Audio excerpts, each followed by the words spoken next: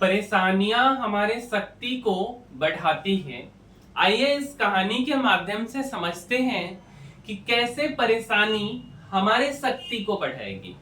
तो मेरे भाई, पुराने समय की बात है, ठीक है। एक राजा रहते हैं और देखो यार, राजा कैसे जा रहे हैं ना, कितने मतलब आगे भी कुछ लोग हैं, पीछे भी कुछ लोग हैं, और राजा हाथी पे बैठे हुए जा रहे, कोई चीज की तो कमी नहीं रहती। लेकिन क्या होता है ना कि जो राजा रहते ना, वो अपने गुरुजनों को, जो है अपने बड़े बुजुर्गों को बहुत ही आदर और सम्मान करते। तो एक बार क्या होता है ना कि राजा के दरबार में एक विद्वान आते हैं, और वह विद्वान ना मुख्य रूप से जिंदगी के बारे में अध्ययन करते रहते हैं। तो जब भी राजा के दरबार में कोई विद्वान, कोई महान पंडित आएंगे ना, तो राजा सम्मान पूर्वक खड़े हो जाएंगे और उनका आशीर्वाद ग्रहण करेंगे। तो जब वह विद्वान आते हैं राजा जी के दरबार में, तो राजा खड़े हो जाते हैं। उनके साथ जो भी दरबारी रहते हैं, मंत्रीगण रहते हैं, सब लोग खड़े हो जाते हैं, क्योंकि वह विद्वान पंडित आए हैं और आशीर्वाद लेने के लिए।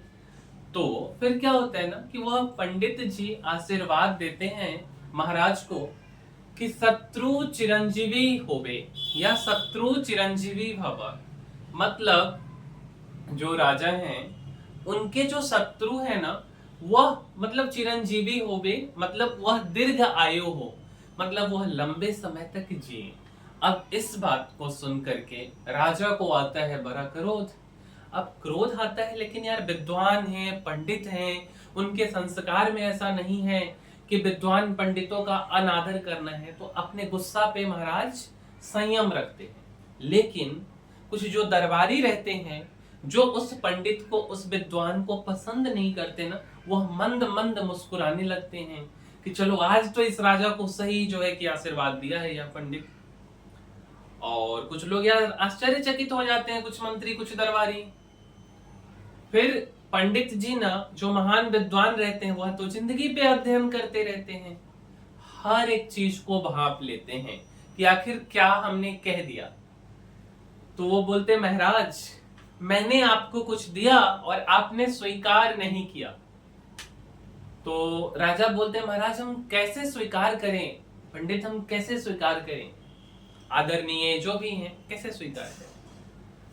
बोलते कि महाराज क्षमा करें, लेकिन आपके राज्य के लिए ना यही आशीर्वाद आपके लिए और आपके राज्य के लिए सबसे उत्तम है, और इससे बेहतर आशीर्वाद नहीं हो सकता। अब महाराज सोच में पड़ जाते, क्यों महाराज, अगर हम आपके शत्रु को चिरंजीवी भव का आशीर्वाद नहीं देंगे ना, तो आप सचेत नहीं रहेंगे, और अगर आप सचेत नहीं रहेंगे ना, तो फिर सारा सिचुएशन गड़बड़ हो जाएगा, आप आलसी हो जाएंगे, आप काम नहीं करेंगे, और घर में ही कुछ खतरा आपके साथ हो सकता है।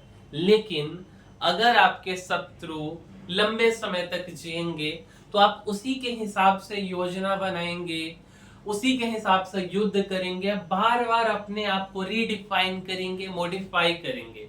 लेकिन अगर शत्रु ही नहीं रहेगा, तब आप क्या करेंगे? तब तो आपके पास कोई वजह ही नहीं रहेगा ना। तो इसलिए जो है आपके लिए शत्रु चिरंजीवी भव का आशीर्वाद बहुत उत्तम आशीर्वाद। अब महाराज जो है पंडित की बातों के गहराइयों को समझ जाते हैं, और फिर महाराज जाके पंडित को नमन करते हैं और आदर पूर्वक उनके आशीर्वाद को ग्रहण करते हैं। तो यह तो राजा की कहानी है, लेकिन इससे हम क्या सीखेंगे, आइए समझाते हैं आपको। मेरे भाई, इस राजा की कहानी में ना जीवन के प्रबंधन का कुछ सीख है।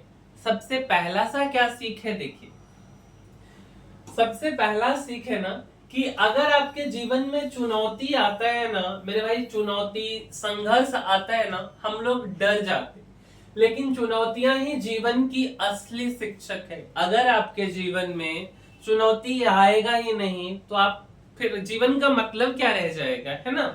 दूसरा बात, जब तक जीवन में बाधाएं, विरोध, कठिनाइयां रहती हैं, हम स्वयं को सक्रिय, सतर्क और सीखने के लिए तत्पर रखते हैं।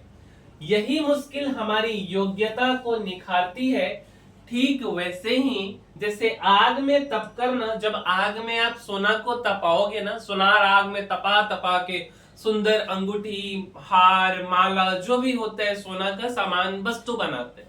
उसी तरीके से हमारे भी जीवन में संघर्ष का बहुत बड़ा योगदान है हमें एक अच्छे व्यक्ति को बनाने में, ठीक है। तो मेरे भाई, क्योंकि जब चुनौतियां, संघर्ष आता है तो हर दिन हर एक जगहों पे हम लर्निंग्स लेते हैं और उस लेसन्स को सीख सीख करके आगे बढ़ते हैं ना। अच्छा, अगला जो बात है, यदि सब कुछ सहज और सरल हो जाए, जब सब कुछ आसान ही हो जाए तो मनुष्य सुस्त हो जाता है। और प्रगति वही होती है जहां संघर्ष है।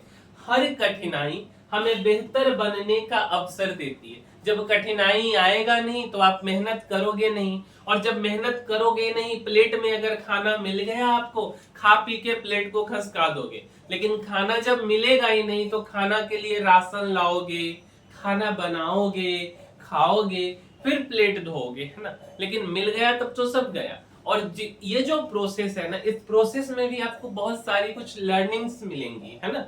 तो इसलिए ये चीजें काफी जरूरी है कि आपके जीवन में कठिनाई आए, क्योंकि उससे आप सीखेंगे। और अगला कि इसलिए जीवन में जब भी समस्याएं आए उन्हें शत्रु न माने, ठीक है, बल्कि उन्हें अपने विकास का जरिया समझें, क्योंकि सच्ची सफलता उन्हीं को मिलती है जो अड़चनों से घबराते नहीं बल्कि उन्हें पार करने का साहस रखते हैं।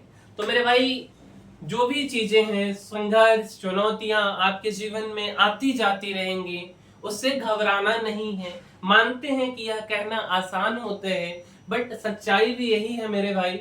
और हर किसी के लाइफ में इस रास्ते से, इस प्रोसेस से आपको जाना ही पड़ेगा। तो मेरे भाई, वह चीजें हमें कुछ न कुछ जरूर सिखाएंगी। तो हम सीखते रहें, संघर्ष करते रहें और अपने जीवन में आगे बढ़ते रहें। इस कहानी का यही जो है मतलब मेन सार है। और इसी के साथ हम अपने वीडियो को समाप्त करते हैं। और अगर आपको हमारे वीडियो से वैल्यू एडिशन हो रहा है तो इस चैनल को लाइक, शेयर और सब्सक्राइब कीजिए। मिलते हैं अगले वीडियो में, तब तक के लिए धन्यवाद।